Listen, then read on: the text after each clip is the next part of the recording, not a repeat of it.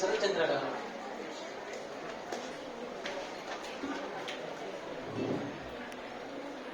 అందరికీ నా నమస్కారాలు. దాశరథి గారు రాసిన ధ్వజవెత్తిన ప్రజ కవితా సంపుటి నుంచి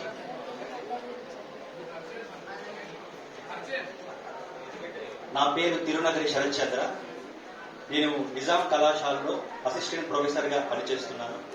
దాశరథి గారి సినిమా పాటల పైన ఉస్మానియా విశ్వవిద్యాలయంలో పిహెచ్డి చేశాను. కొన్ని సినిమాలకు పాటలు కూడా రాశాను. ధ్వజమెత్తిన ప్రజ అనే కవితా సంపుటి నుంచి దాశరథి గారు రాసిన రసాల గీతం అనే గేయాన్ని మీకు ఇప్పుడు వినిపిస్తాను.